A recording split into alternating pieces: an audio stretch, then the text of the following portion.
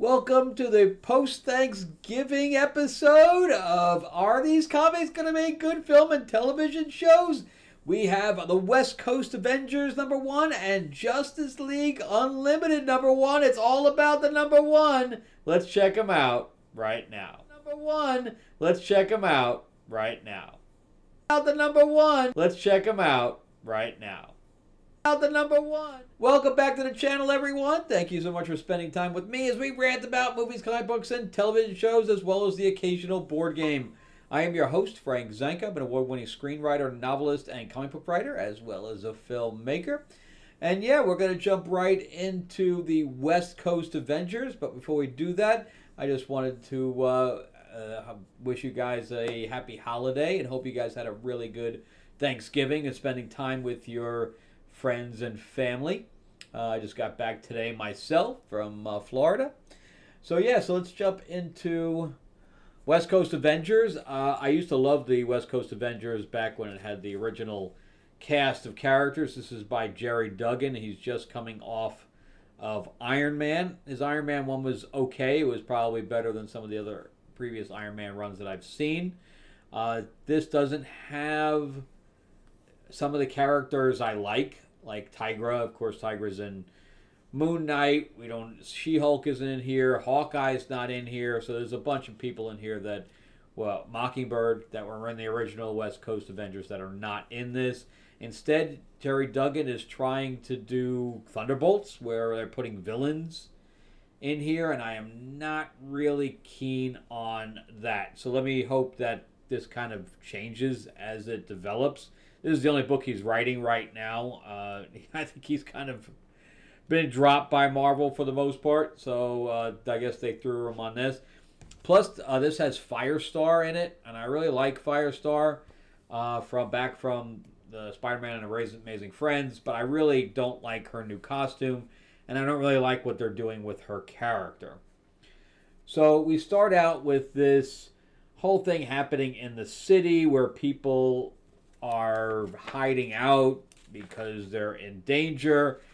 And I like the fact that they put Ultron on here, but it should have been another version of Ultron, one that they reprogrammed or whatever. And that's not what's happening here. So she's like, come with me if you want to live. And they're like, aren't you the guy that everybody fights against? He's like, yes, but I'm reformed now. Yeah, everybody sees that shit coming a mile away, except for the Avengers, apparently. So it makes the Avengers look really stupid. But anyway, Tony goes into his stash of armors, and he finds one of the old Iron Man armors, except for the fact that this one is depleted of energy. So he comes out, and he's got, like, duct tape on the middle. I really don't like when Gerry Duggan tries to be funny, because he's not. He's just not funny. So, Jerry's like, 3 guys walk into a bar. Where's the rest of it? That's it. Ain't it funny? No. They hit a wall because the door was closed. Some stupid shit like that. But anyway, you'll see what I'm saying here in a second. So, look at the bottom. So he gets on his scooter and he's wearing a helmet on top of his helmet. Isn't that funny?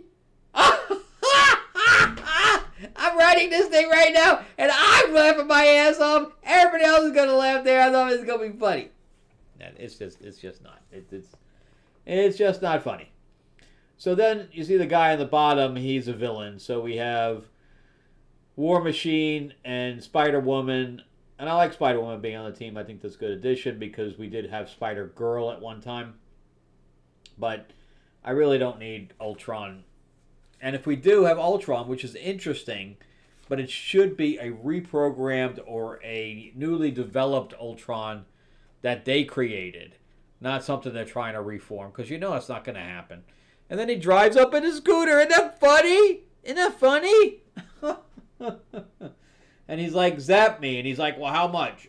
And he's like, just zap me already, because he needs to get his energy back up for the the thing. And he's like, all right, I'll do it for free or whatever.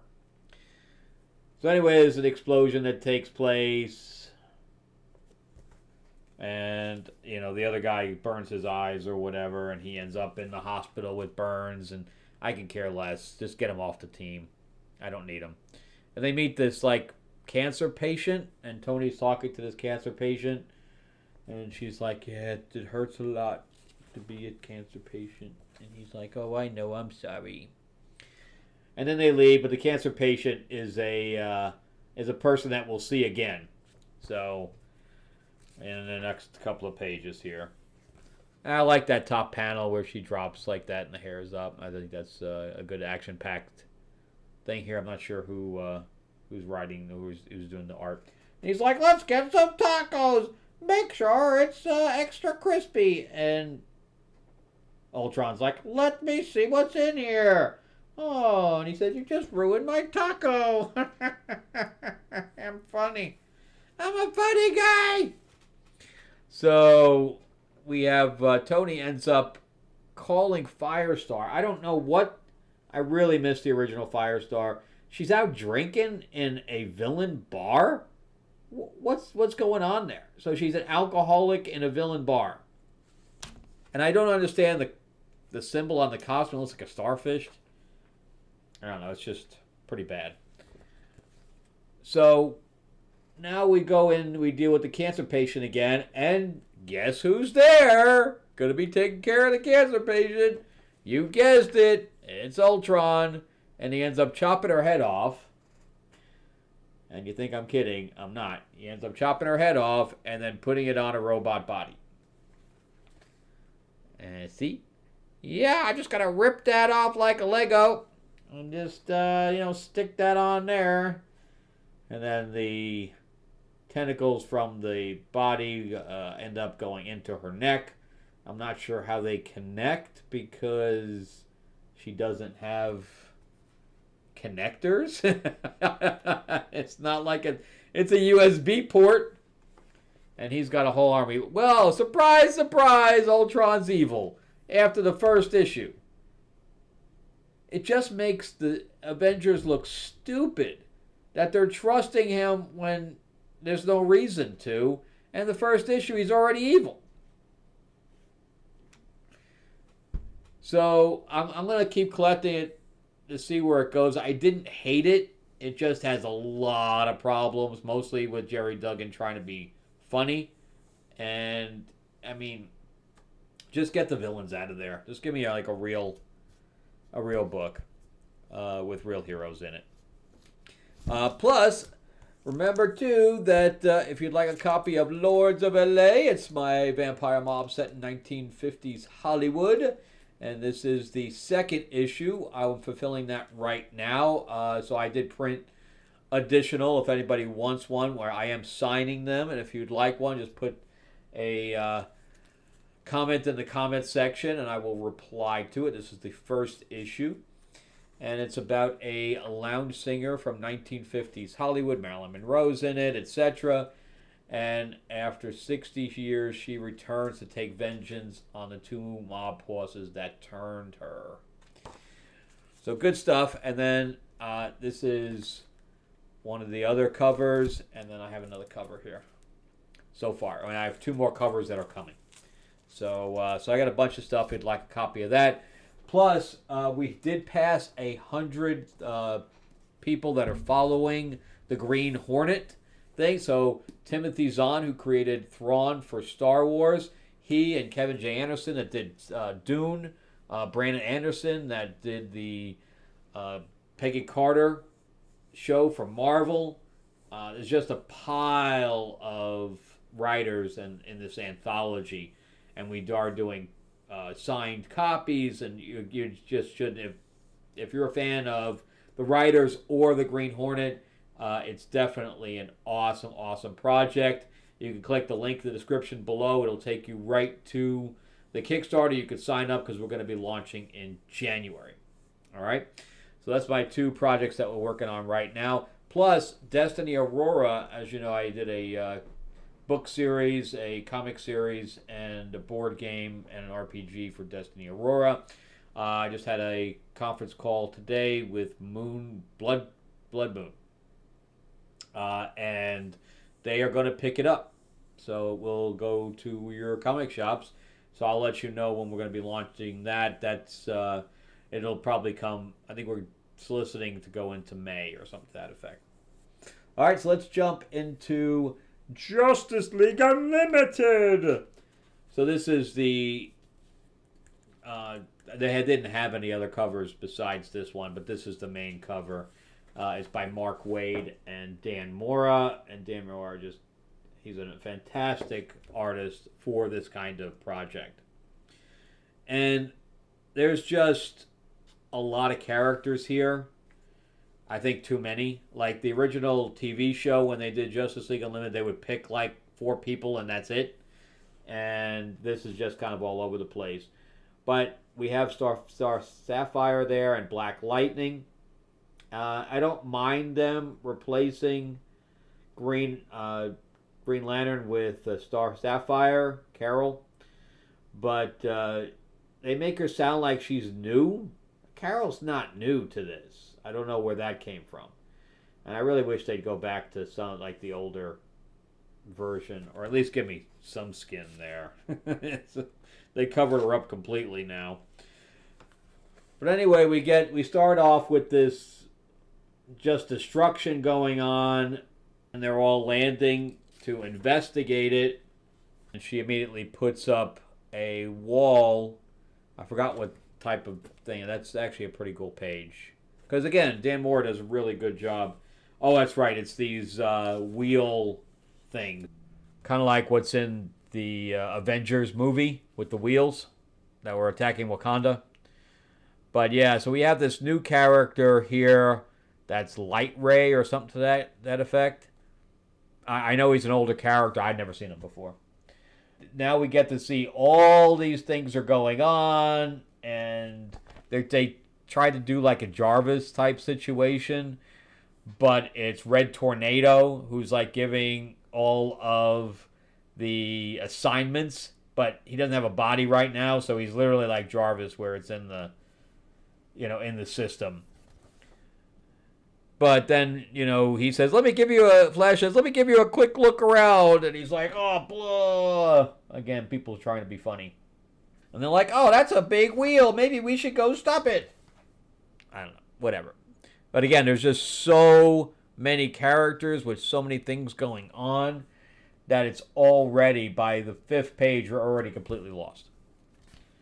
And what's going on? Everybody's going and, it's supposed to be hectic. But I've lost track of what even's going on at this point. So they go down to the surface and they... I guess we don't get to that point yet. But Blue Beetle and Batman are investigating another thing where they find all these blinky lights. And he's like, we're going to need a bigger box. But then Star Sapphire, Black Lightning find this wounded guy, and she's like, I can save him with the power of love, which is what her ring is. I don't remember that ever having that ability, but she says, I need somebody that loves him here. He has a wedding ring, so I need to find his wife. So Light Ray, or whatever this guy's name is, ends up just putting a call out. I guess he could turn himself into, all these things, electromagnetic things. So he puts a word out looking for the husband, or the wife, I mean. And the wife ends up showing up. And she says, tell him you love him and I will heal him. I don't think it works that way. I've never seen a ring heal someone with the emotional spectrum. It's just weird. So anyway, these are the baddies for this. I forgot the name of what they are. But they come out of this box in like a hologram, Inferno. And he says, I'm going to destroy all of you. And I don't know if they're human or not, because I don't think they come from the planet. And they said, we did great, and you did great, Lightway. And he says, welcome to the team. And he's so sad. I'm sad because I'm gonna betray them all and I'm the big villain. Okay. I actually liked West Coast Avengers more than I liked this one. There's just too much going on here that it's just hard to keep track of everything. So I thought this was pretty weak for Wade. I thought this was really weak. So let's do a recap. Is gonna make a good film and television show? No, it's too many characters. It's all over the place, man. It's just all over the place. And West Coast Avengers, I'd love a West Coast Avengers show, movie, whatever, but not with this cast of characters. Give me the original ones. Like Spider-Woman is fine in there. Iron Man's fine in there. Of course, in the movies or in the shows, Iron Man's gone. She-Hulk, maybe we can get an actual She-Hulk. Hawkeye, Mockingbird, that would all work. But Firestar, I don't know. You'd have to go Firestar back to the original one without changing it. All right, well, that's it for me. Thank you guys so much for watching. I greatly appreciate it. If you can, please put me a thumbs up. If you can, subscribe, please, too.